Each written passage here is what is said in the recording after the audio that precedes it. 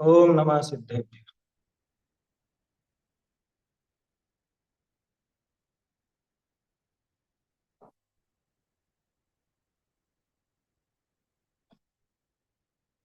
मंगलमय मंगल करण वीतराग विज्ञान नमो ताहि जाते भय रहंतादि महा करि मंगल करि हो महाग्रंथ करण को काज जाते मिले समाज सब पावे निज पद राज।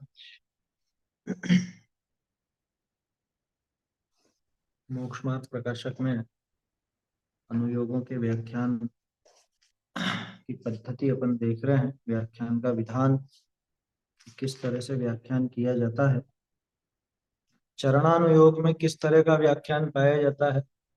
विगत कुछ दिनों से इस पर चर्चा है अपनी। पहले अपन ने देखा कि आचार्य देव सिर्फ व्यवहार का अथवा निश्चय सहित व्यवहार का कथन करते हैं। एक तो ये बात थी। एक थी तीव्र कषाय का कार्य छुड़ा के मंद कषाय रूप कार्यों में प्रवर्तते हैं। एक बात थी कि किसी और कषाय को छुड़ाने के लिए किसी को और कषाय मतलब कोई और कषाय कराई जाती है ना। बाकी मात्रा में बहुत अंतर होता है। जो कषाय छुड़ाते हैं वो ज्यादा बड़ी रहती है और उससे पाप रूप कार्य ही होते हैं, और जो कषाय कराई जा रही है उससे शुभ भाव अथवा धर्म मार्ग में लगने की प्रेरणा मिलती है। इसलिए वो वैसी प्रेरणा आचार्य देव देते हैं। कल अपन ने चर्चा की थी कि जैसे भी ये जीव पाप छोड़ करके धर्म मार्ग में लगे, ऐसे तरह तरह के तर्क युक्ति इनका कथन, तर्क युक्ति आदि सहित भी कथन करते हैं। और कई बार लौकिक उदाहरण भी लिए जाते हैं, अन्य मत में प्रचलित नाम भी लिए जाते हैं, उनकी कथाएं भी ली जाती हैं। उसमें एक कितनी अच्छी बात आई थी, उदाहरण आदि झूठे हैं लेकिन प्रयोजन सच्चा है।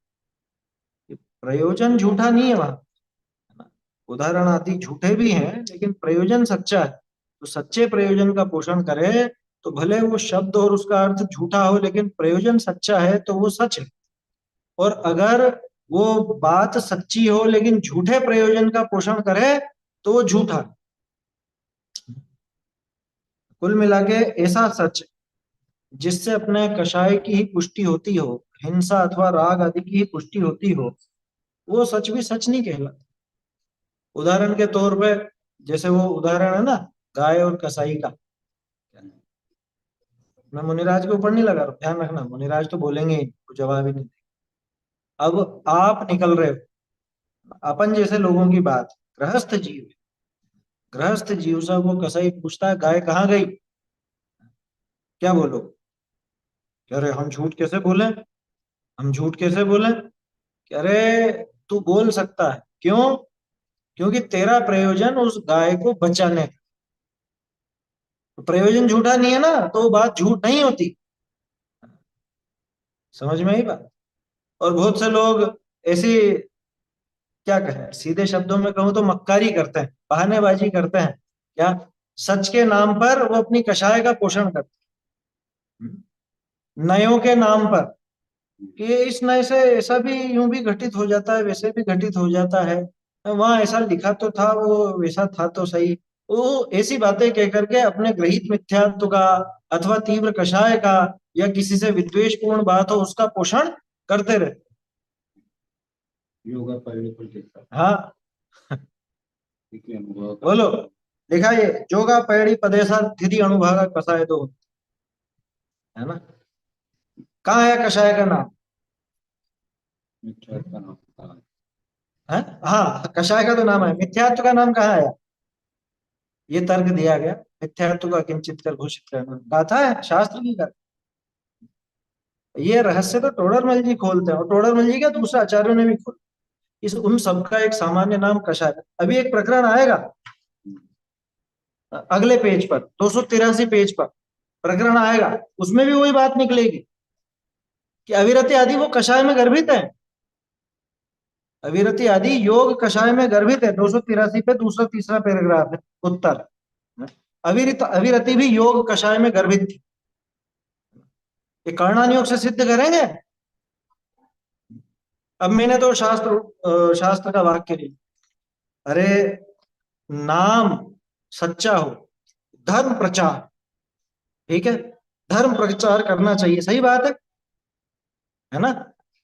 अब धर्म प्रचार की परिभाषा क्या और किसके हिसाब से? क्योंकि वो होता है ना आतंकवादी भी, वो खुद को धर्म का प्रचारक ही कहते हैं। क्या अन्य को जो कन्वर्ट करा दिया जाता है, मत परिवर्तन बंदूक के दम पे या लालच के दम पे, है, वो उनकी नजर में धर्म प्रचार। परिभाषा क्या है उसकी? कि शब्द तो अच्छे अच्छे ले रहे हैं, लेकिन प्रयोजन अगर खोटा है, प्रयोजन झूठा है, तो सारी बात झूठ है। समझ में आ रही है बात? ऐसा है। अरे, न्याय ग्रंथों में जो अन्य मत के मत का खंडन वगैरह लिया जाता है, वो कैसे लिया जाता है? अगर आप लोगों ने न्याय दीपिका पढ़ी हो, तो लक्षण की परिभाषा पर बहुत उसमें विवाद है। विवाद का मतलब उस पर बहस है अच्छी सी। क्या तर्क वितर्क करे गए, असाधारण धर्म वचनम लक्षणम। अब हम जो कहते हैं कि जो किसी अन्य में नहीं पाया जाए और इसी वस्तु में पाया जाए, उसको लक्षण बनाया जाता है। सीधी परिभाषा ये है कि दूसरे में नहीं मिले और इसमें मिले, तो उससे उसकी पहचान हो जाती है, वो लक्षण है ना। अब असाधारण धर्म वचन में क्या दिक्कत है? वो भी तो यही कहता है। इस शब्द में समस्या नहीं है, इसके पीछे जो अभिप्राय है वो गलत है। क्योंकि उन्होंने असाधारण धर्म किसको कहा, वचन किसको कहा है? समझ में ही बात? अन्य मत का वाक्य है असाधारण धर्म वचनम लक्षणम। अगर अपने यहाँ पे घटाओगे तो पूरी तरह सही घटित हो जाए, लेकिन वहां उनका जो अभिप्राय है, वो अभिप्राय वैसा नहीं है। इस वजह से उस अभिप्राय का खंडन किया जाता है उन्हीं की मान्यता लेकर के। न्याय में ऐसी पद्धति नहीं होती मैं मेरी मर्जी से बोलता रहूं, नहीं ये तो ऐसा ही है, नहीं ये तो ऐसा ही, ऐसा नहीं होता। सामने वाला जो मानता है, उसी की मान्यता को पकड़ करके और उसी की बात को गलत सिद्ध किया जाता है। तब वो पूर्वा पर विरुद्ध सिद्ध होने से गलत सिद्ध होता है। अभी उस पर विस्तार से अपन बात इसलिए नहीं कर रहे हैं, बहुत से लोग वो समझ नहीं पाएंगे, न्याय का भी प्रकरण। लेकिन कहने का अर्थ यह है कि शब्दों पर मत जाओ, शब्द कैसा भी हो, है ना। शब्द का वाच्यार्थ भले झूठा भी दिखे, लेकिन अभिप्राय अगर सच्चा है। आपने तो बोल दिया ना कि गाय उधर नहीं गई उधर गई है, बोलो झूठ बोला कि सच बोला? आप गाय को बचाना चाहते हो तो आपने वो सच बोला है। और कि नहीं नहीं हम तो झूठ नहीं बोलेंगे भैया, गाय तो इधर गई। कह रहे तेरा वो बोलना वो महापाप का कारण है। कि नहीं हमने तो सच बोला, कि कोई सच नहीं बोला तूने। ऐसा सच सच नहीं होता है जिससे किसी जीव का घात हो, जिससे राग द्वेष की प्रवृत्ति बढ़े, उसको सच नहीं कहते। में भी है ना, बच्चों को बड़ा सत्यम ब्रूयात्, हाँ, नियम ब्रूयात्, हित मित प्रिय कहते ही है। आचार्य देव जो कथन करते हैं, हित मित प्रिय का कथन करते हैं। सत्य में हाँ, है समझ में। सत्यम ब्रूयात् प्रियम ब्रूयात् तो कहते ही हैं वहाँ। पोषण से बारे में तो बताइए। वहां पे भी है सत्य के संबंध कि जिससे हिंसा और राग द्वेष की प्रवृत्ति हो, ऐसे कथन सत्य की श्रेणी में नहीं आते, है ना। तो अभिप्राय देख लो, अभिप्राय क्या है वो समझना। बढ़िया प्रश्न था कि भाई कोई झूठ का तो दोष लगेगा। अगर झूठ भी है लेकिन सच्चे प्रयोजन का पोषण करे तो उसे झूठ नहीं कहते, और सच भी है और झूठे प्रयोजन का पोषण करे तो वह झूठ ही है। किसी का कोई प्रियजन मर गया हो, गुजर गया हो, अब उसको बार बार याद दिलावे, कह रहे तुम्हारे तो वो मर गए ना, तुम्हारे तो वो मर गए ना। अब वो दुखी होता है बेचारा। तो फिर कि ऐसी बात क्यों हमने कुछ ऐसा थोड़ा बोला, हमने तो सच बोला। ये सच है, ये इसको सच कहते हैं कि हमने कोई गलत बात थोड़ा बोली। उसके वो मर गए हैं वही तो बताया कि तुझे बार बार उसके जख्म कुरेदने की जरूरत क्या थी। अभिप्राय खोटा है वहां पर, वो सच नहीं कहलाता। अधिकांश लोग मालूम चुगली में निंदा में यही तर्क लगाते हैं। क्या कि हम कोई ऐसी ऐसी, हम तो सच बोल रहे हैं, जो सही बात है वो बोल रहे हैं, हम कोई बुराई थोड़ा कर रहे हैं। उसका दीवाला निकल गया, उसका दीवाला निकल गया तो वही तो बताया हाँ, उसकी बदली थी, वही तो बताया, सच भी बताया। बोलो किसी के घर पर कुछ ऐसा घटनाक्रम हो जाए जो उसकी अपयश का कारण बनता हो, दूसरों के सामने नीचा देखना पड़ता हो, उस बात को बार बार उजागर करे, बार बार दूसरों के सामने बोले, और एक बार भी करे, बार बार छोड़ो, एक बार भी करे तो भी झूठ ही है ना वो। और नीचा दिखाना चाहता है उसको कि क्या हुआ, वो आपके लड़की भाग गई थी ना, वो आ गई क्या वो, बोलो। हैं? ये क्या कर रहा है कि नहीं भागी थी, वो सच बोला हमने तो, ये सच है क्या ये, समझ में ही बात। वो किसी दूसरे से भी कहे तो वो सच नहीं है। यहाँ ये सच बोलना इसका उद्देश्य नहीं, इसका उद्देश्य तो दूसरे को नीचा दिखाना, उसको दुख पहुंचाना, कैसे भी करके उसे कष्ट हो, ये ऐसा काम करना, ये अच्छी बात नहीं। समझ में आ रही बात। तो सच और झूठ का पैमाना दिमाग में क्लियर रखना, वचनों पे नहीं जाना। वचन में तो कुछ भी लिखा, ये जो तर्क आए थे ना, वो तरह तरह के उदाहरण आए थे, हैं? कमलवासिनी कहा उसको, या विष की भगिनी कहा, बहन कहा विष की, ऐसा तो वो मतलब सामान्य शब्द हैं, लौकिक जन आसानी से समझ जाते हैं, इसलिए उनका प्रयोग है। बाकी उसमें कोई अभिप्राय खोटा नहीं है आचार्य देव का। आचार्य देव कोई ग्रहित मिथ्यात्व का पोषण नहीं कराना चाहते। ठीक है ना। यहाँ तक अपनी बात हुई थी, आगे की रीडिंग तो लगा ली थी, लेकिन उस पर चर्चा नहीं हुई थी। आगे और देखिए, इसी बात का पोषण है। अलंकार युक्ति नामादि विषय वचन अपेक्षा झूठ साच नहीं। अलंकारिक कथन होता है, अपने पुराणों में ज्यादातर अलंकारात्मक कथन होता है।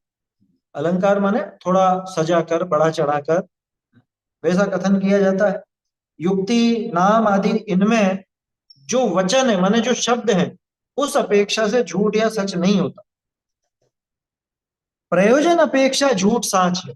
पुरानी पुस्तकों में झूठा सच है लिखा हुआ है, वहां सुधार लीजिएगा, झूठ सच है ना। झूठा सच लिखा है ना, झूठा सच क्या होता है, झूठ सच है, तो गलती से आ की मात्रा लग गई उसमें, सुधार लीजिए। क्या कहा, प्रयोजन अपेक्षा झूठ साच है, वही बात है, प्रयोजन क्या है, प्रयोजन सच्चा है तो उन शब्दों से फर्क नहीं पड़ता। जैसे तुच्छ शोभा सहित नगरी को इंद्रपुरी के समान कहिए है। वर्तमान युग में कोई भी ग्रंथ उठा के देखोगे पुराण में, तो किसी भी महापुरुष की नगरी दिखाएंगे तो ऐसे बताएंगे ऐसे इंद्रपुरी जैसी शोभती थी और ऐसी थी। अरे भले वो छोटा सा गांव ही क्यों ना हो, छोटा नगर ही क्यों ना हो, लेकिन प्रशंसा है, उनको ये दिखाना है कि इतनी सुंदर थी बस, है समझ में। अरे वहां पे शब्दों को पकड़ता है, यहाँ शादी ब्याह में जो फालतू के गीत गाता है वहां नहीं देखता क्या क्या बोलता है, हमारा बन्ना और हमारी बन्नी, कि दुनिया में सबसे सुंदर तो ये बन्नी है और दुनिया में सबसे ताकतवर ये बन्ना, कहाँ से है वो, भले बिल्कुल ऐसा हो। बच्चे को ही राजा बेटा, हम्म। आपको बेटो रहा, तो आया समझ में? खुश होता फिर वो प्रयोजन सच्चा था। है। छोटे बच्चे को ऐसे ही तो लोरियां सुनाई जाती है ना, माँ को बेटो राया को, दूध पिए 10 गाया को। अब वो बच्चा भी सोचता मुझे राजा बेटा कह रहा है, राजा कह रहा है, खुश हो जाता है, पी लेता है दूध, वो माँ का प्रयोजन पूरा हो गया कि हाँ दूध पिलाना था इसको, पी लिया उसने। समझ में आई बात।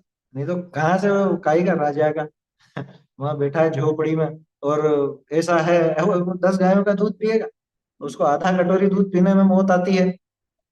समझ में आ रही बात, क्या कह रहे हैं। तो इंद्रपुरी के समान बताया, सो झूठ है, कोई इंद्र जैसी तो शोभा होगी नहीं यहाँ पे, है ना। लेकिन शोभा का प्रयोजन को पोषे है, ताते झूठ नहीं। भाई प्रयोजन क्या था आचार्य देव का, शोभा दिखानी थी, तो शोभा दिखाने के लिए उन्होंने उत्कृष्ट उदाहरण दे दिया। बहुरी इस नगरी विषय छत्र ही को दंड है अन्यत्र नहीं। ये वाक्य आपको बहुत सारे शास्त्रों में मिलेगा, बहुत सारे पुराणों में। क्या, इस नगरी में कि दंड नाम की चीज कहीं मिलेगी तो सिर्फ झंडे में, छत्र में, झंडे में, छत्र में भी डंडा होता है, डंडा, दंड माने डंडा, ये अलंकार का प्रयोग किया यहाँ पे। और वास्तव में दंड से क्या कहना चाह रहे हैं, सजा, कि यहाँ पे दंड सिर्फ छत्र और झंडे में है, बाकी किसी को दंड नहीं, जबकि ऐसा होता नहीं है। कोई भी नगरी ऐसी नहीं जो पूरी तरह से पापियों से मुक्त हो, है ना। थोड़े बहुत होते हैं, लेकिन दिखाने का आशय क्या है कि भैया कम अपराधी कम है, सज्जन लोग ज्यादा हैं, पुण्यात्मा ज्यादा है, पापी कम है। ऐसा कया तो झूठ है, अन्यत्र भी दंड देना पाइए, उसी जगह भी दंड देना वहां पे पाया जाता है उसी नगरी में, परंतु तहा अन्यायवान थोड़े हैं और न्यायवान को दंड न दीजिए। दो बातें बतानी थी आचार्य देव को। एक तो ऐसे पापी और अन्यायी जीव बहुत कम है, दूसरी बात जो न्यायवान है सज्जन लोग उनको यहाँ पे कोई दंड नहीं दिया जाता। ऐसे प्रयोजन को पोषे है ताते झूठ नहीं, इसलिए वो बात झूठ नहीं। समझ में आ रहे, छोटे छोटे उदाहरण है ये चरणानियों बहुरी। अच्छा एक और चीज, ये जो उदाहरण अपन देख रहे हैं ना, ये प्रथमान योग पे भी लागू होते हैं और चरणान योग पे भी लागू होते हैं, दोनों तरह से समझ लेना। बृहस्पति का नाम सुरगुरु लिखे व मंगल का नाम कुज लिखे, सो ऐसा नाम अन्य मत अपेक्षा है, इनका अक्षरार्थ है सो झूठा है, परंतु वह तिस पदार्थ का अर्थ प्रकट करे है, कहते हैं झूठ नहीं। समझ में आई बात। ऐसे नाम आपको खूब मिलेंगे। क्या? सुरगुरु, सुरगुरु, सुरगुरु माने देवों का गुरु। अब अपने यहाँ कोई देवताओं में गुरु बैठा हुआ है? स्वर्ग के देवों का भी कोई गुरु होता है क्या? अरे इंद्र किससे सीखेगा? इंद्र तो सबसे ज्यादा ज्ञानी है उन सब में। स्वर्ग के देवों में सबसे ज्यादा ज्ञानी है इंद्र, द्वादशांग का पाठी है ना। अवधि ज्ञान तो खैर है ही सही, और अगले भाव में मोक्ष भी जाने वाला है। समझ में आ रही बात। अब उसका कोई गुरु होगा क्या? लेकिन अन्य मत में चलती है बात, देवताओं का गुरु कहा जाता है बृहस्पति को, तो वो बृहस्पति को गुरु। अपने अनुमति तेरे महीनों के नाम हाँ, करे सोम अरे ये अभी आप जो बुधवार। चला रहे हो ये कैलेंडर पूरा चलता है, ये सारा अन्य मत का ही तो चलाया हुआ है। लेकिन क्या करो, लौकिक में चल रहा है सो चल ही रहा है, जनवरी फरवरी वगैरह। और गुरुवार। आया समझ में। नया साल किसका मनाने लग गए? नया साल देखे देख उनके, देखे देख मनाने लगे। और गुरुवार। लौकिक में आप ये 7 दिनों के नाम क्या है? कुजवार, गुरुवार, बृहस्पतिवार। आया समझ। अब वो बृहस्पति उस ग्रह का नाम, उसके ऊपर ये नाम था। लोगों ने बृहस्पति को सुरगुरु कहा जाता है तो बृहस्पति वार का नाम रख दिया गुरुवार। आया समझ में। एक बृहस्पतिवार, एक निष्पतिवार। निष्पतिवार कौन सा होता है? चंद्रवार। चंद्रवार कौन सा? सोमवार।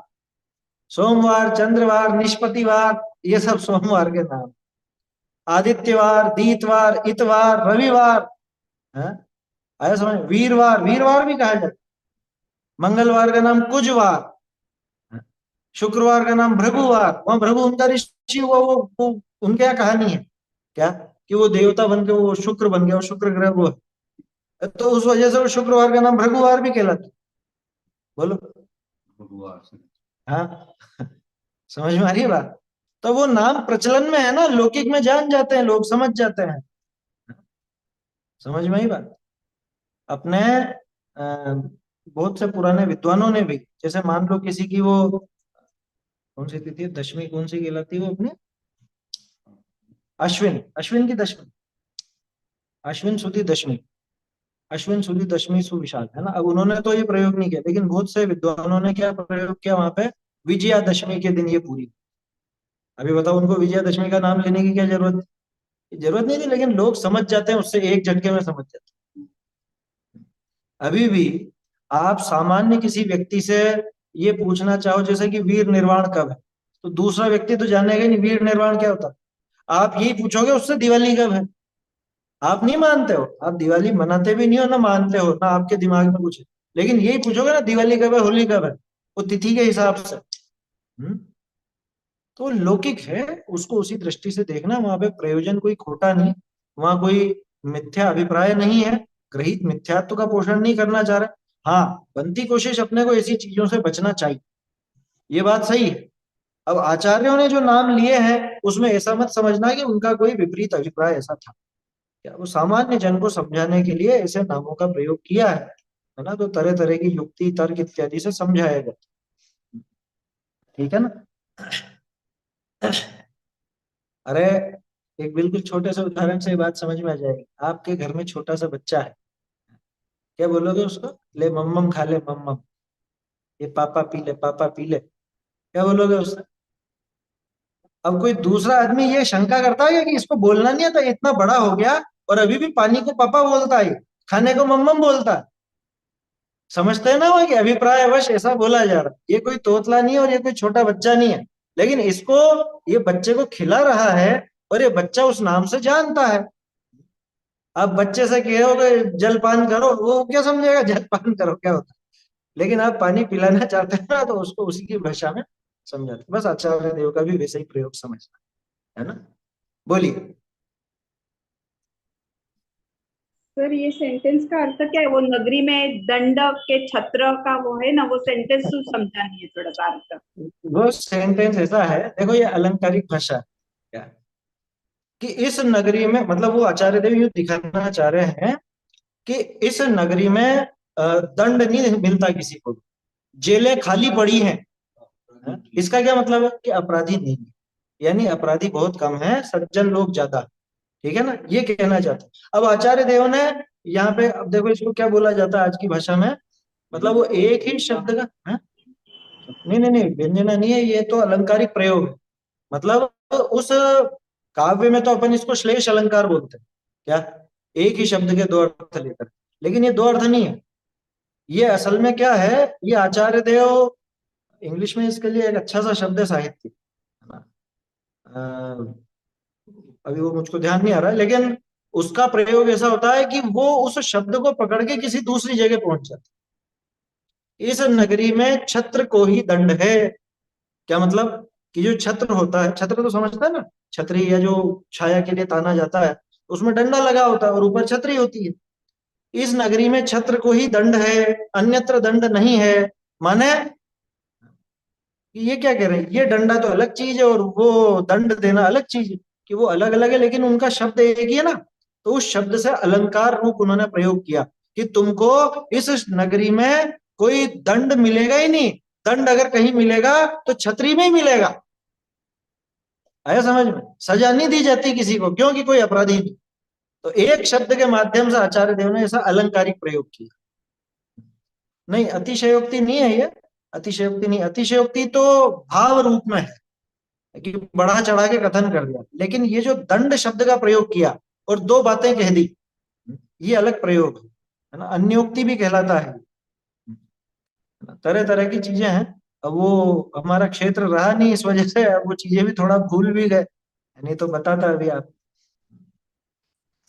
साहित्य बहुत मजेदार चीज है, आया समझ में। जिसको साहित्य की रुचि होती है ना, वो बोर नहीं होता कर, और बहुत आनंद आता है उसको।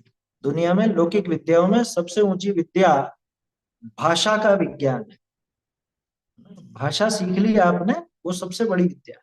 क्योंकि दुनिया के सभी ज्ञान भाषाओं में ही, किसी न किसी भाषा में ही होंगे, है ना। अपने आचार्यों की बातें प्राकृत में है, संस्कृत में है, तो भाषा ही तो है। आपको वो विदेशी लेखकों का पढ़ना तो वो अंग्रेजी में मिलेगा, तो इंग्लिश जाननी पड़ेगी, है। ऐसा जो भाषा जानता है वो अपने आप में बहुत आनंद में रहता है, क्या, है ना। उसको परवाह नहीं होती जगत की, एकाएक यही देखा जाता है, पुराने साहित्यकार इसी तरह के थे। भाषा का भाव। तो भाव पकड़ में आता, मूल भाषा अगर जानते हो आप तो आपको भाव पकड़ना है ना। अपन इसीलिए मूल से देखने की कोशिश करते हैं। अभी आप जो छपी हुई पुस्तक देख रहे हो और यहाँ अपन ढूंढारी देखते हैं, मालूम पड़ता है कुछ भावना में, मतलब थोड़ा सा एक वो अंतर मालूम पड़ता है। हालांकि अनुवाद में अनुवादकों ने कोई कमी नहीं रखी, कोशिश उन्होंने अच्छी से अच्छी की, लेकिन मूल भाषा तो मूल भाषा ही रही। मूल भाषा की मिठास उसमें नहीं आ सकती। देखो, तो इस नगरी में छत्र कोई दंड है अन्यत्र नहीं, समझ में आए। इस नगर में आपको दंड नाम सिर्फ छतरी के लिए मिलेगा, सजा वजा तो यहाँ होती ही नहीं है। ये बढ़ा चढ़ा के कथन किया, जबकि ऐसा कहीं नहीं होता। थोड़ा छोटा मोटा अपराध तो सभी जगह होता है, ये कोई भोग भूमि थोड़े ना कि यहाँ अपराध हो तो हाँ माँ अधिक इतने में काम चल जाए। ऐसे ऐसे सज्जन जीव नहीं है अब यहाँ, आया समझ में? तो न्यायवान को दंड नहीं होता, ऐसा प्रयोजन पुष्ट होता है, इसलिए झूठ नहीं। ये हो ही गया बृहस्पति का और मंगल का नाम कुछ लिखते हैं, तो ऐसा नाम अन्य मत की अपेक्षा है, इनका अक्षरार्थ है सो झूठा है, परंतु वह नाम तिस पदार्थ का अर्थ प्रकट करे है, ताते झूठ नाही। इस अर्थ को प्रकट कर देता है, इस वजह से झूठ नहीं है। हाँ, ये अतिशयोक्ति मतलब एग्जेजरेशन, वो बढ़ा चढ़ा के कथन कर। तो बड़ा चढ़ा के, लेकिन झूठ नहीं है ना, झूठ नहीं है वो उसकी क्या कहे, मतलब एक शैली है कथन करने की, बस। हीरो हाँ, आजा राजा आजा। आया समझ में। तो बच्चा ज्यादा सच समझ गया तो कि वाह यार, हीरो बन गया, क्या बोलते हैं? सही है। ऐसे ही अन्य मताधिक के उदाहरण दीजिए है, उदाहरण आदि दीजिए है, ते झूठे है। परंतु अब देखो खास बात, डोडरमल जी ने मूल बात पकड़ी। उदाहरण अधिक का तो श्रद्धान कराना है नहीं, है? तुम उदाहरण को पकड़ के मत बैठना, उदाहरणों का श्रद्धान नहीं कराना है, श्रद्धान तो उस प्रयोजन का कराना है। सो प्रयोजन साचा है, ताते दोष नहीं। आया समझ में? हाँ, वाच्य मुख्य होता है, वाच्य पर ही ध्यान देना चाहिए, है ना। भाई प्रयोजन सच्चा है ना, तो प्रयोजन का ही वहां पे श्रद्धान कराना। आचार्य देव कुछ आपको उदाहरण सुनाने के लिए थोड़ा शास्त्र में लिख रहे हैं, वो तो उनका जो प्रयोजन है वो उसके माध्यम से दिखाना चाहते। तो एक बिंदु अपना ये हो गया, कितने हो गए, 4, मेरे ख्याल से चौथा ही तो था। अब देखो पांचवा बिंदु, चारणानुयोग के व्याख्यान का विधान। इसको पढ़ते हैं अपन ढूंढारी से।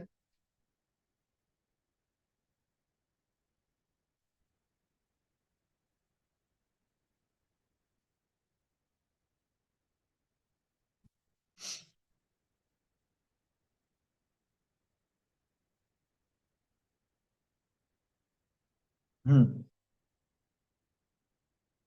बहुरी चरणानुयोग विषय, छद्मस्त की बुद्धि गोचर स्थूलपना की अपेक्षा लोक प्रवृत्ति की मुख्यता लिए उपदेश दीजिए।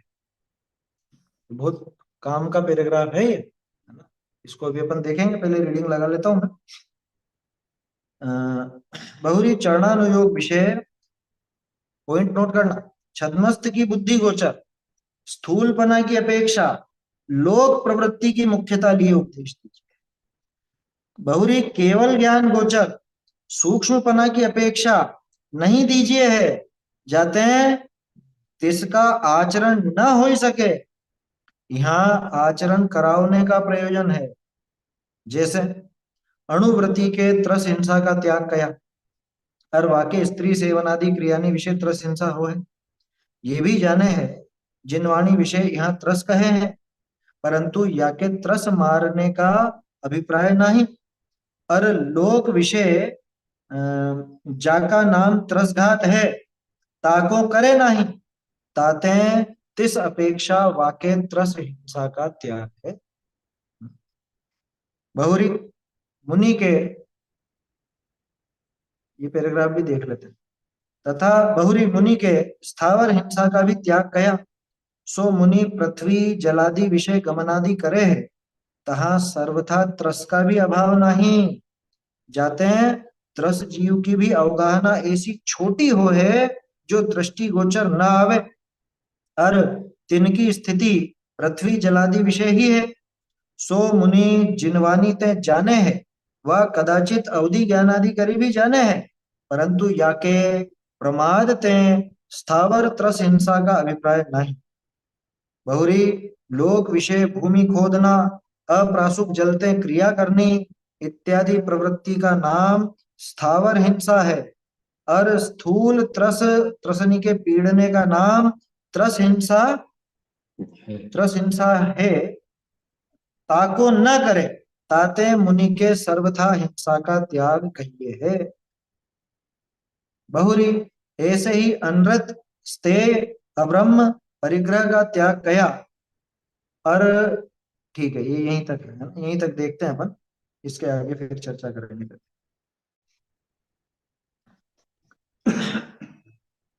देखो क्या कह रहे हैं, बहुरी चरणानुयोग विषय छद्मस्त की बुद्धि गोचर स्थूलपना की अपेक्षा लोक प्रवृत्ति की मुख्यता लिए व्याख्यान।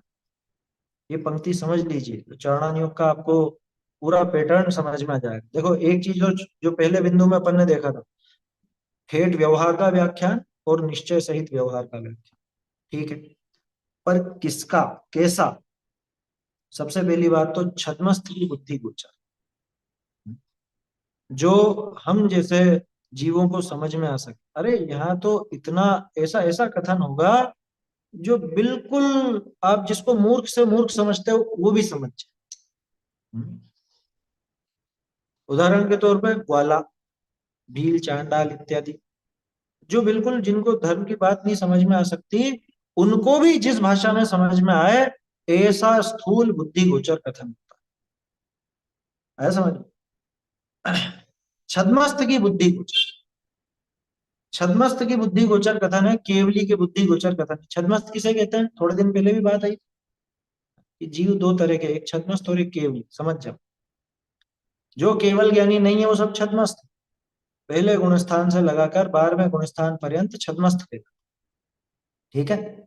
ऐसा बहुत से लोग इसके कई कई अर्थ निकालने की सोचते हैं। छद्म माने शरीर, जो छद्म में रहता हो, ऐसा नहीं लगेगा। अरहंत भगवान भी छद्म मतलब शरीर में रहते, लेकिन वो छद्मस्त नहीं है ना। बहुत से कहते हैं जो आत्मा में लीन नहीं है वो छद्मस्त, आत्मा में लीन है, लीन है वो छद्मस्त नहीं है। ऐसा भी नहीं है, सीधा सीधा है छद्मस्त और केवली, ये दो तरह के जीवों का वर्गीकरण किया।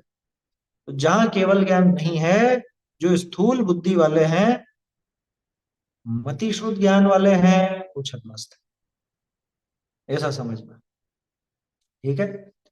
तो चरणान योग में कथन आपको कैसा मिलेगा? जैसे कर्णान योग में अपन ने देखा था, ये बात वैसी ही है। कर्णान योग में भी यही पैटर्न अपनाया था। कर्णान योग में कैसा कथन है? ये केवल ज्ञान धर्म कथन, सूक्ष्म कथन है। और इसमें कि इसमें स्थूल कथन है ना, छद्मस्त जीव के लायक कथन, स्थूल बुद्धि के लायक कथन। स्थूल बुद्धि गोचर यानी स्थूल बुद्धि से पकड़ में आ सके, छद्मस्त की बुद्धि गोचर, छद्मस्त की बुद्धि में पकड़ में आ सके, स्थूल पना की अपेक्षा। हाँ, ये एक अर्थ अपन निकाल सकते हैं। छद्म माने आवरण, छद्म माने आवरण। तो केवल ज्ञानावरण जहां तक है ना, ज्ञान का आवरण जहां तक है, वो सब छद्मस्त। ये इस तरह से अर्थ बैठ जाता। सही है? छद्म माने आवरण, उसका एक वो ढकाव। तो ज्ञान कहाँ तक ढका हुआ है, ज्ञान कहाँ तक छद्म में स्थित है? ये 12वें गुण स्थान तक, तो वो छद्मस्त हो गया। सही है, वो सही अर्थ निकाला। क्या कहा? मिथ्या दृष्टि जीव छद्मस्त। मिथ्या दृष्टि सम्यक दृष्टि मत लो, ठेठ 12वें गुण स्थान तक की बात कर रहे हैं अपन, वीतरागी भी आ गए उसमें। मैं कह रहा हूँ ना, मिथ्या दृष्टि, सम्यक दृष्टि, आत्मलीन, अनात्मलीन, शरीर, बिना शरीर, वो अर्थ नहीं लेना इसमें। सीधा अर्थ है केवल ज्ञानी और बिना केवल ज्ञानी। जहां तक ज्ञानावरणी मौजूद है वहां तक छद्मस्त है, बस सीधी परिभाषा। जहां ज्ञानावरणी का अभाव हो गया वो छद्मस्त नहीं है। तो 13वें 14वां गुण स्थान अनंत भगवान का और सिद्ध भगवान, ये सब छद्मस्त नहीं है। इनको छोड़कर जगत के सभी जीव, चाहे वो मिथ्या दृष्टि हो, चाहे वो सम्यक दृष्टि हो, चाहे वो आत्मा में लीन हो, चाहे वो आत्मा में लीन नहीं हो, चाहे वो श्रावक हो, चाहे वो मुनिराज हो, क्या वो सभी छद्मस्त है ना। छद्मस्त दशा 1 से लेके 12वें गुण स्थान तक। इसमें मिथ्या सम्यक का कोई भेद नहीं। इसमें तो ज्ञानावरणी की मौजूदगी और गैर मौजूदगी का अर्थ है। ठीक है ना? ऐसा लेना। तो चरणान योग में कैसा कथन कि छद्मस्त की बुद्धि गोचर कथन होता है, और स्थूल पने की अपेक्षा लिए हुए, लोक प्रवृत्ति की मुख्यता लिए हुए कथन। क्या मतलब? कि यहाँ लौकिक प्रवृत्ति ही चलती है, लौकिक प्रवृत्ति के हिसाब से ही चरणान योग में कथन होता है। चाहे वो सम्यक दर्शन का कथन हो, चाहे सम्यक ज्ञान का हो, चाहे सम्यक चारित्र का हो, उसमें कुछ करने करने करने की बात आई। बाहर नहीं तो कम से कम भावों में करने की बात आई। यार है ना आगे क्या लिखा? केवल ज्ञान गोचर सूक्ष्म पना की अपेक्षा न दीजिए, क्यों? जाते हैं तिसका जिसका आचरण ना हो ही सके, ऐसा कथन नहीं होता। यहाँ आचरण कराने का प्रयोजन है। नाम ही चरणानुयोग, आचरण का अनुयोग। समझ में ही बात? आचरण का अनुयोग यानी यहाँ पे आपको शारीरिक क्रियाओं की भी चर्चा मिलेगी और शुभ भावों की भी चर्चा मिलेगी। ठीक है ना? क्यों? वो लोक प्रवृत्ति की मुख्यता से कथन होता है इसलिए, जिसमें सामान्य लौकिक जन भी समझ सकें और जिसको लोक पद्धति में नापा जा सके, है ना। लौकिक पद्धति से जिसका हम एक नाप कर सकें, ऐसी बातों का ही कथन यहाँ पर मिलता है। केवल ज्ञान गम्य कथन इसमें नहीं होता। केवल ज्ञान गोचर सूक्ष्म पने की अपेक्षा यहाँ पे कथन नहीं किया जाता। क्यों? क्योंकि उसका आचरण नहीं हो सकता, आप उसका आचरण नहीं कर सकते, है ना। अभी उदाहरण बहुत अच्छे आ रहे हैं, इसलिए मुझे कुछ उदाहरण की आवश्यकता नहीं है देने, और बहुत सटीक उदाहरण है, गजब के उदाहरण है ना। आप एक दफे तो चक्कर में पड़ जाओगे कि फिर क्या करेंगे हम इतने बारीक बारीक है। आया समझ? उदाहरण नहीं दे रहा हूं, यहीं पे से देखते हैं। कारण क्या है? कारण समझ लो पहले, क्योंकि यहाँ आचरण करावने का प्रयोजन है। यहाँ तो आचरण कराने की मुख्यता है। पुरानी पुस्तकों में करने का प्रयोजन लिखा है ना, करने के स्थान पर कराने कर लीजिए, कराने है वो, क्योंकि यहाँ आचरण कराने का प्रयोजन। देखते हैं पहला उदाहरण। यहाँ पे अणुव्रत महाव्रत दोनों का उदाहरण लेके पांचों पापों को पर घटित किया है ना, और पंचेंद्रिय जय उस पर भी घटित किया है।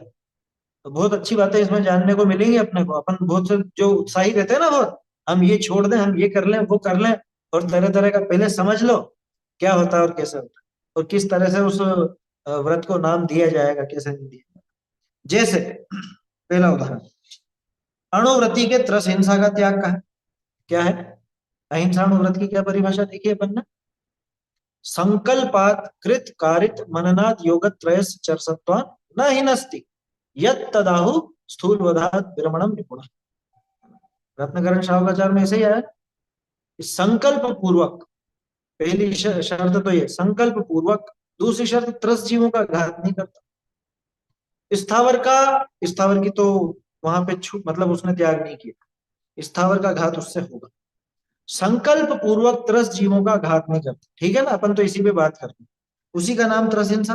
अणुव्रति के त्रस हिंसा का त्याग किया, उसी बात को पकड़ा टोडर मल जी ने कि इसने त्रस हिंसा का त्याग किया ना, माने मैं त्रस जीवों का घात नहीं करूंगा, ऐसा त्याग किया ना। अब देखना, अर वाके स्त्री सेवन आदि क्रियानि विषय त्रस हिंसा हो।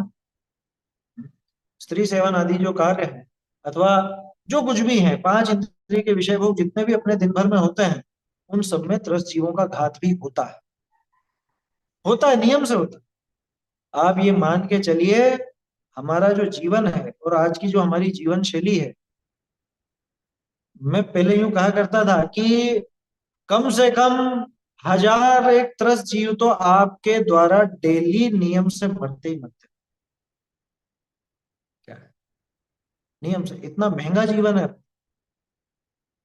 इतना महंगा जीवन, बताओ कहाँ कहाँ। आप सोचोगे हम तो सब जगह बचा के चलते हैं।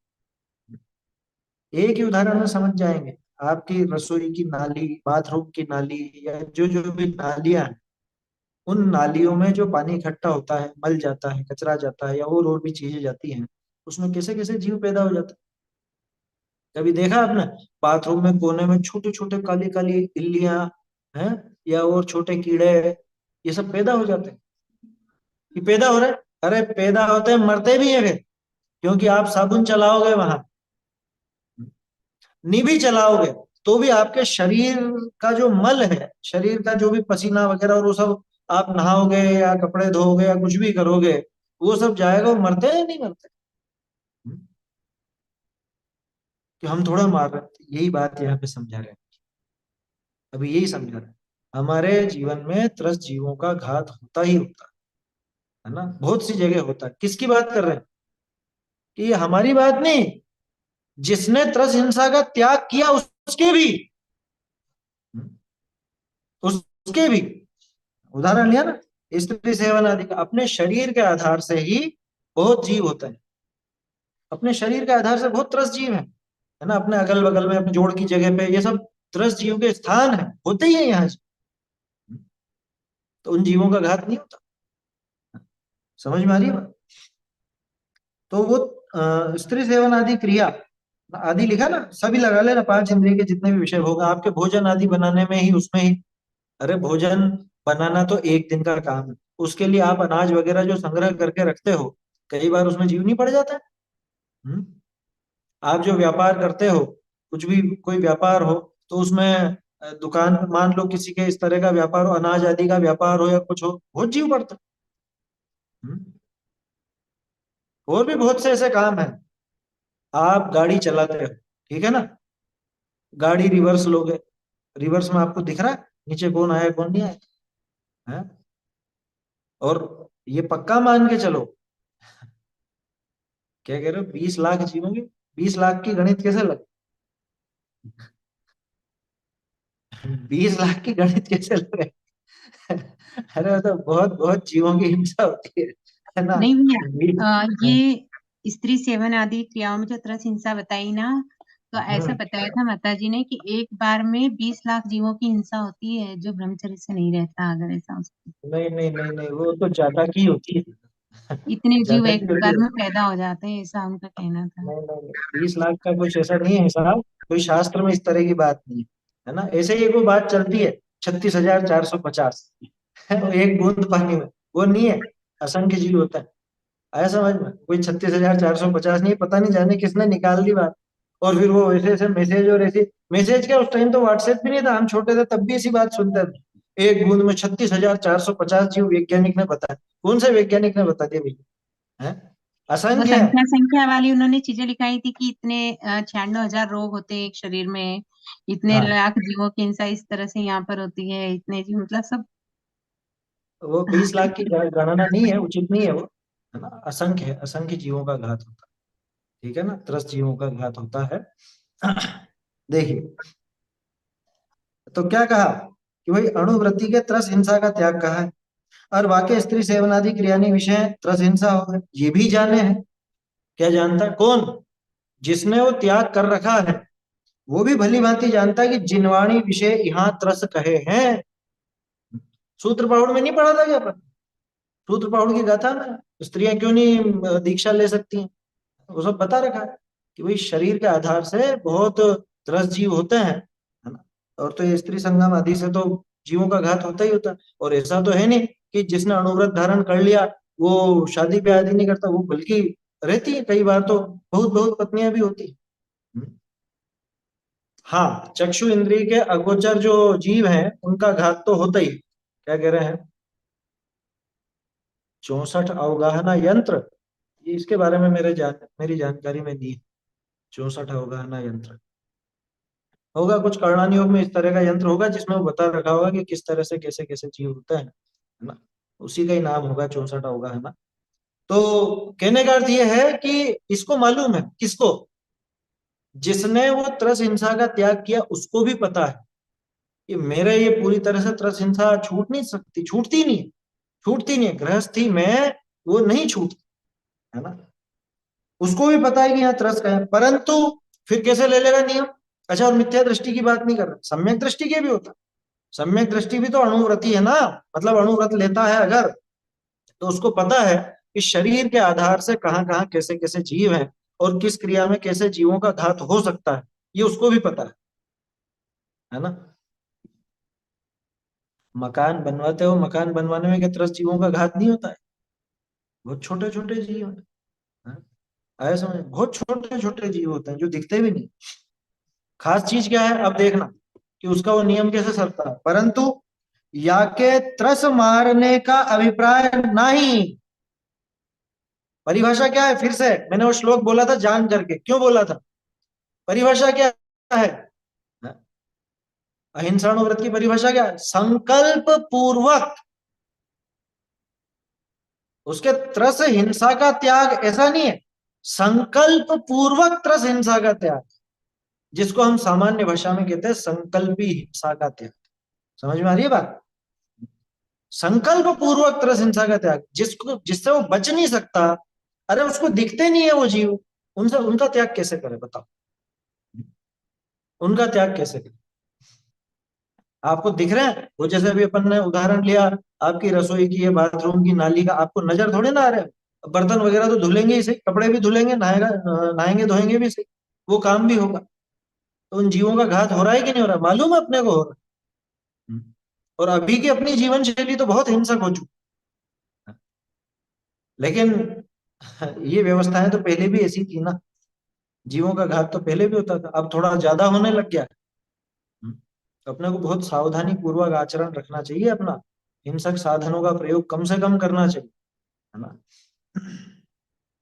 परंतु या के त्रस मारने का अभिप्राय नहीं, एक बात। दूसरा पॉइंट, अर लोक विषय जाका नाम त्रस घात है ताको करे नहीं। इस तरह से उसके क्या बोलते हैं, अहिंसा व्रत सदता है कि चला करके किसी त्रस को मारना नहीं चाहता। एक बात तो ये है ना, इसका अभिप्राय त्रस को मारने का नहीं है। दूसरा कारण इसमें यह है कि लोक में जिसको त्रस हिंसा नाम दिया जाता है, चींटी को मार दिया, मसल दिया, थोड़े कीड़ों को ऐसे मार दिया, दबा दिया, इसको भी त्रस हिंसा अपन कहेंगे। अथवा किसी दूसरे जीव का घात किया, बड़े जीव का, तो ऐसा कोई काम उसके जीवन में होता नहीं, चला करके मारता नहीं। हाँ, ये थोड़े दिन पहले ऐसा भी आया था, वो जो आजकल टिफिन आते हैं, वो आपके प्लास्टिक के टिफिन है, ऊपर तो प्लास्टिक का खोल है और अंदर वो स्टील है। अब अंदर अगर उसमें थोड़ा गैप बन गया तो वहां पानी वगैरह भी जाता है, और दूसरा जाता है, वहां जीव बहुत पैदा हो जाते हैं, बहुत जीव पैदा होता है। तो ऐसी चीजें नहीं वापरना जिसमें जीवों के उत्पन्न होने की गुंजाइश हो, जगह हो, ये समझदारी रखना, दिखावे पे नहीं जाना। आया समझ में? अपना प्रयास ऐसा रहना चाहिए कि वो वस्तु पूरी ऐसी आते हैं, ऐसे बिल्कुल पूरे स्टील के वो डिब्बी वाले टिफिन आते हैं, है ना, और अच्छे आते हैं वो भी। तो वो काम में लीजिए जिसमें ऐसा गैप हो, जिसमें ऐसी वो पैदा हो सके, ऐसा काम में लीजिए। बहुत सारी चीजें हैं, ये तो उदाहरण जैसे जैसे ख्याल में आ जाते हैं तो अपन चर्चा कर लेते हैं। वाके त्रस मारने का अभिप्राय नहीं, और लोक विषय जाका नाम त्रस घात है ताको करे नहीं, ताते तिस अपेक्षा वाके त्रस हिंसा का त्याग है। उस अपेक्षा उसके त्रस हिंसा का त्याग। कोई ऐसा कुतर्क करे कि हम तो कपड़े पहनना चाहते हैं, हम कोई वो रेशम के कीड़ों को मारना थोड़ा चाहते हैं। बोलो, हमारा रेशम के कीड़े मारने का अभिप्राय तो है नहीं, हम तो कपड़े पहन रहे हैं बस, रेशम के, सिल्क के। ये चलेगी बात? ये तर्क नहीं चलेगा। क्यों? क्योंकि तेरे पास इसका दूसरा विकल्प मौजूद है, और तू जानता है कि इसके बनने में हजारों कीड़े मारे जाते हैं, लाखों, लाखों की संख्या में मारे जाते हैं, तो इसका प्रयोग क्यों करेगा? रेशम, ऊन, चमड़ा इत्यादि का प्रयोग नहीं करेगा। जिसके त्रस हिंसा का त्याग है, रेशम का केक, केक कैसा भैया खाएगा कौन उसको? क्या पता। देखो दुनिया में कैसी कैसी चीजें चलती हैं, अपने को तो मतलब कल्पना भी नहीं हो पाती। खैर, वो बुद्धि की ककून बलि है। कीड़ों को उबालते हैं तो ककून हाँ, हो सकता है, उबालते हुए क्योंकि अरे जब वो मनुष्य के भ्रूण को मार करके खा जाते हैं दुष्ट लोग, तो इनको खाने में क्या बड़ी बात है? नाम सुनते ही जिसकी घिन आए, ऐसा। ये तैयारी है नरक की, और क्या। आया समझ में? देखो, तो ऐसा काम नहीं करेगा, है ना, ये रेशम का या चमड़े का या इस तरह का प्रयोग नहीं करेगा। कौन? जिसने त्रस्त जीवों के संकल्प पूर्वक हिंसा का त्याग किया है, माने अहिंसाणु व्रत भी धारण किया है। अरे मैं तो कहता हूँ अहिंसाणु व्रत धारण नहीं भी किया हो तो एक सामान्य सज्जन जैन है, वही प्रयोग नहीं करेगा इनका, तो वही क्यों करेगा? जिसको हिंसा से भय लगता हो, पाप से भय लगता हो, जो जैन कहलाना चाहता हो, वो नहीं करेगा ऐसा। अभी मुझे पता है बहुत सौ के दिमाग में से प्रश्न में पहले की पड़ी थी, उसका क्या करें, किसी को दे दें, क्या करें? ये पटक दो उसको कचरे के उसमें। आया समझ में? देना मत किसी को। कचरा गाड़ी आती है ना, गाड़ी वाला आया, घर से कचरा निकाल, है निकाल दो, सारा कचरा ही है वो, और कुछ भी नहीं है वो। किसी को देना मत कि हम तो नहीं पहन रहे, कोई और पहन लेगा। क्यों? कोई और क्यों पहन लेगा? वहां निरंतर त्रस्त जीव पैदा होते हैं, याद रखिए। वो पहनेगा, उसको धोएगा, प्रेस करेगा, कुछ भी करेगा, उसमें कितना घात होगा। फेंक दो उसको तो। रेशम में भी रेशम में भी तो मांस ही तो है, और क्या। भाई, मांस में तो निरंतर त्रस्त जीवों की उत्पत्ति होती है ना, और वहां तो वो रेशम के कीड़ों को मार करके ही तो बनाया गया, उनका शरीर ही तो है वो। आया समझ में? उबाल उबाल के तो बनाया गया, चमड़े को कितना ही उबाल लो तो जीव तो पैदा होते ही है। ऊन है, रेशम है, चमड़ा है, ये सब एक जैसे हैं। और भी कुछ ऐसा ख्याल में आता हो तो लगा लेना। देखो, परंतु या के त्रस मारने का अभिप्राय उसके तो है, ध्यान रखना, ये बात अपन ने इसलिए उठाई थी रेशम। उसके तो त्रस मारने का ही अभिप्राय है कि मुझको तो रेशम की चाहिए। समझ में आ रही है बात? तो वो ऐसा काम जिसने त्रस जीवों के घात का त्याग किया है वो ऐसा काम नहीं करता। देखो यहाँ क्या कहना क्या चाह रहे हैं टोडरमल जी, कि जिसने ये अहिंसाणु व्रत धारण किया है उसको ये पता है कि मेरे जीवन में पूरी तरह से त्रस्त जीवों का घात रुका नहीं है ना। वो है ना उदाहरण, जैसे स्त्री सेवन का या समझ लो भोजन आदि का, या और जो भी पांच इंद्रिय के विषय भोग है उनका, कि मेरे जीवन में भी ये सारी क्रियाएं दिख रही हैं, तो इनमें त्रस्त जीवों का घात होता है, जिनवाणी में भी ये कहा गया है। तो ये सारी चीजें उसके रुकी नहीं है, लेकिन इनके पीछे मतलब ये कार्य वो त्रस्त जीवों का घात करने के लिए तो नहीं करता, है ना। ये इसके सहज रूप से गृहस्थी है, गृहस्थ दशा है, उसमें ऐसे पाप उसके जीवन में जो भी दिखते हैं वो होते हैं। लेकिन एक तो इसके त्रस मारने का अभिप्राय नहीं है, और लौकिक में जिसको त्रसघात कहा जाता है वो इसके क्रिया नहीं है। ताते तिस अपेक्षा वाक्य त्रस हिंसा का त्याग। ठीक है, अभी सिर्फ हिंसा की बात कर रहे हैं, है ना। हिंसा का त्याग किया साहब, किसने किया? एक तो गृहस्थ ने किया, जिसको हमने कहा त्रस हिंसा का त्याग या अहिंसाणु व्रत, वो तो बात हो गई। उसके जीवन में त्रस हिंसा का त्याग होने पर भी त्रस हिंसा दिख रही है, फिर भी आचार्य देव वहां पे त्रस हिंसा का त्याग बताते हैं। क्यों? क्योंकि लोक प्रवृत्ति में जिसका नाम त्रस की हिंसा है वो उसके नहीं। पहला स्थापना वाक्य देखो, इस पॉइंट का स्थापना वाक्य क्या था, क्या कहा था शुरू में, कि यहाँ पे लोक प्रवृत्ति के अनुसार। तो जो अणुव्रत महाव्रत आदि हैं वो भी लोक प्रवृत्ति के अनुसार ही नाम है ना। त्रस हिंसा का त्याग गृहस्थ के बताया है, तो वो कैसे बताया है कि संकल्प पूर्वक नहीं करता, है ना। और जो लौकिक में त्रस हिंसा कही जाती है वो भी उसके नहीं, इस अपेक्षा से उसके त्रस हिंसा का त्याग है। बाकी उसके जीवन में और त्रस जीव जो सूक्ष्म है, बारीक है, नजर नहीं आते हैं, ऐसे जीवों का घात तो अभी उसके जीवन में होता है। चलो आगे बढ़े। दूसरा हिंसा के त्यागी अपने महाव्रती मुनिराज, कि इनके तो साहब स्थावर हिंसा का भी त्याग। अब वास्तव में अब गंभीरता से विचार करो, केवल ज्ञान की अपेक्षा लगाओ कि क्या उनके स्थावर हिंसा का पूरी तरह त्याग हो गया, कि अरे स्थावर छोड़ो, अभी तो उनके भी जीवन में कई जगह पर त्रस्त जीवों का घात भी दिखता है। ये बहुत आश्चर्यकारी बात लगेगी, साहब वो तो स्थावर हिंसा के त्यागी हैं, लेकिन त्यागी है ना, कौन मना कर रहा, हम भी कह रहे हैं स्थावर का भी उनके त्याग है और त्रस्त का भी त्याग। तो फिर ये कैसे, देखो यहाँ बहुरी मुनि के स्थावर हिंसा का भी त्याग कहा, सो मुनि पृथ्वी जलादि विषय गमनादि करे है, तहा सर्वथा त्रस का भी अभाव नहीं। क्यों? कि जाते हैं त्रस जीव की भी अवगाहना ऐसी छोटी हो है जो दृष्टि गोचर न आवे, और तिनकी स्थिति पृथ्वी जलादि विषय ही है। क्या समझे? मुनिराज गमन करते हैं, कहाँ कहाँ गमन होता है, कि पानी में भी गमन हो जाए। ध्यान रखना, इसको अन्यथा रूप मत लेना। क्या कि आप पानी में गमन कर सकते हैं, नाव पे जा सकते हैं? नहीं है वो बात। पानी का उल्लेख कैसा आता है पता है? सर्वार्थ सिद्धि में भी शायद पढ़ा था पहले, और उसके अलावा मूलाचार आदि में भी आता है।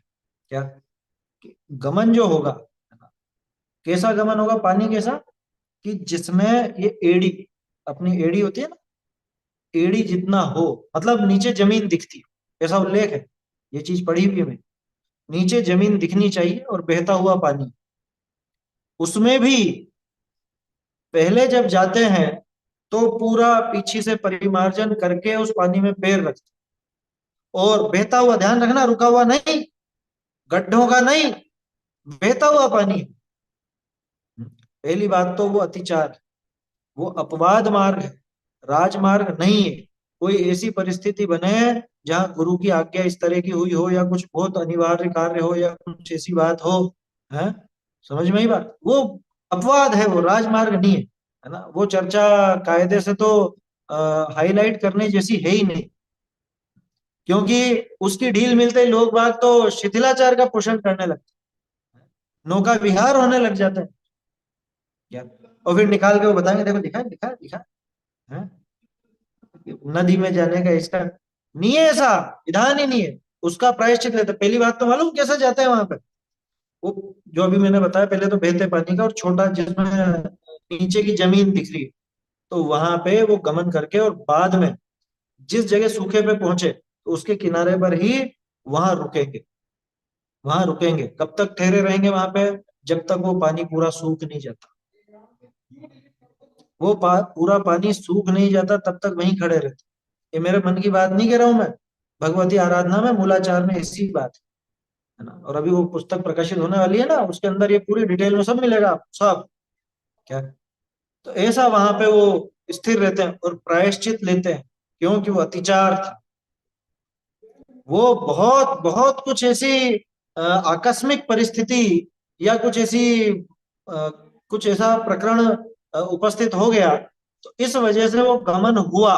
लेकिन वो दोष था, पहले यहाँ सिद्ध भक्ति करके जाते हैं, और जल में जब गमन होता है तो वो शरीर का प्रत्याख्यान कर चुके होते, अन्न जल आदि का सबका त्याग कर चुके होते, और पार पहुंचने पर फिर पहले पहले प्रायश्चित लेते हैं। समझ में ही बात, वो विधि है उसकी। तो इसको राजमार्ग मत समझना, ये अपवाद मार्ग है, और वो भी बहुत रेयर केस, घूमने फिरने की छूट नहीं आया समझ में। नहीं तो कोई सोचे कि फिर तो जा सकते होंगे, ये राजमार्ग नहीं है। ये कोई ऐसी आकस्मिक और ऐसी विशिष्ट परिस्थिति के लिए आचार्य देव ने ये बात लिखी है ना, तो उसको उसी ढंग से समझना चाहिए, उसको ढील में नहीं लेना। अब खैर, एक तो पानी की बात हो गई, दूसरा हवा की भी लगा लो। आकाश में गमन हो, मान लो आकाश में भी तो होते हैं जीव, है ना। आकाश में गमन हो, पानी में गमन हो, या पृथ्वी पर गमन, पेड़ पे तो चढ़ेंगे नहीं, है ना, वो तो सवाल ही पैदा नहीं होता। और क्या बचा, आग में भी जाएंगे नहीं। पांच स्थावर तो यही है, तो पृथ्वी, जल और आकाश, आकाश में हवा, तो ये तीन जगह उनका गमन दिखता है, ठीक है ना। आकाशगामी तो अभी है नहीं, तो जल और पृथ्वी की बात कर ले मैं। तो अब ये बताओ, पृथ्वी जहां भी चलते हैं वहां पृथ्वी का एक जीव मौजूद है या नहीं, तो स्थावर तो है ही से। उसके अलावा त्रस जीव भी बहुत सूक्ष्म सूक्ष्म मौजूद है। कितने सूक्ष्म, जो आंखों से दिखाई नहीं देते हैं, जल में भी और पृथ्वी में भी होता है या नहीं होता है। तो मुनिराज को ये बात पता है या नहीं पता, कि पता है, जिनवाणी से वो भी जानते हैं। और ये पता होने के बाद फिर ऐसा नियम कैसे ले लिया, अरे क्योंकि वो भी जानते हैं कि आचरण में जो नियम लिया जाता है वो आचरण के हिसाब से लिया जाता है, वो केवल ज्ञान गम में नहीं लिया जाता। कि हमें जो दिखते हैं या जहां हमको पता है, जहां हमको पता है वहां उन जीवों का घात नहीं कर, ऐसा होता। समझ में आ रही है बात? देखो क्या कहा, तहा सर्वथा त्रस का भी अभाव नहीं। क्यों जाते हैं, त्रस जीव की भी अवगाहना ऐसी छोटी हो है जो दृष्टि गोचर ना। त्रस जीव की अवगाहना भी इतनी छोटी होती है जो आंखों से नजर भी नहीं आती। और तिनकी स्थिति पृथ्वी जलादि विषय ही है, उनकी स्थिति होती है पृथ्वी में, जल में इत्यादि में होती है। सो मुनि जिनवाणी ते जाने हैं, वह कदाचित अवधि ज्ञानादि करी भी जाने। मुनिराज के तो दो साधन दिखते हैं ना, जिनवाणी से तो जानते ही है, और कभी कभी मान लो किसी को अवधि ज्ञान हो तो अवधि ज्ञान के माध्यम से भी उनके वो जानना पाया जाए। परंतु अभी तो पढ़ देता हूँ बस इसको, कल और चर्चा करेंगे, अभी समय हो रहा है ना अपना। परंतु या के मुनिराज के खास चीज, प्रमाद ते, क्या लिखा, प्रमाद ते स्थावर त्रस हिंसा का अभिप्राय नहीं। एक तो प्रमाद रूप आचरण नहीं है, यहाँ पे प्रमाद का क्या अर्थ लेना, असावधानी, अयत्नाचार पूर्वक प्रवृत्ति, बस उसी को प्रमाद लेना, है ना। आत्मलीनता का अभाव मत लेना, यहाँ चरणान योग में वो वाला अर्थ नहीं आता है प्रमाद। असावधानी पूर्वक नहीं चल रहे, बिना देखे नहीं चल रहे ना, और बहुत पूरा ध्यान रख रहे हैं, जहां भी गमन कर रहे हैं पीछे से परिमार्जन करके ही कर रहे हैं, ऐसा सब है। तो कल इसको और देखेंगे अपन। तो मुनिराज की कैसे साधता है वो, भैया ये प्रमाद पूर्वक स्थावर और त्रस्त जीवों का घात नहीं करते, है ना। और भी बातें हैं इसके अंदर, तो उसकी चर्चा फिर अपन और कल करेंगे, है ना। आप लोग इसको और पढ़िएगा। एक सेकंड, क्या लिखा?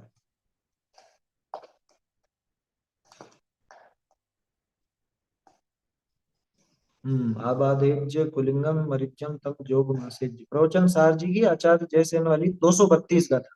ध्यान रखिए ये क्रम है ना, ये अलग पड़ेगा, क्योंकि 232 गाथा अमृत चंद्राचार्य के हिसाब से देखोगे तो वो स्वाध्याय वाली, क्या स्वाध्याय की प्रेरणा वाली, ये जयसेनाचार्य की 232वीं गाथा है नाना बुद्धि, है ना। कल इस पर भी चर्चा अपन कर लेंगे।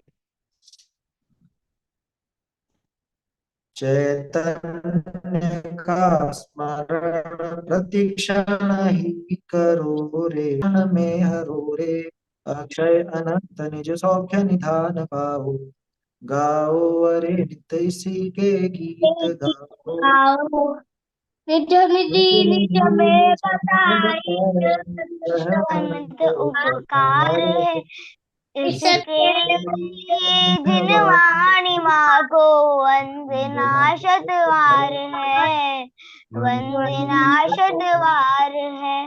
जिनवाणी माता की जय हो,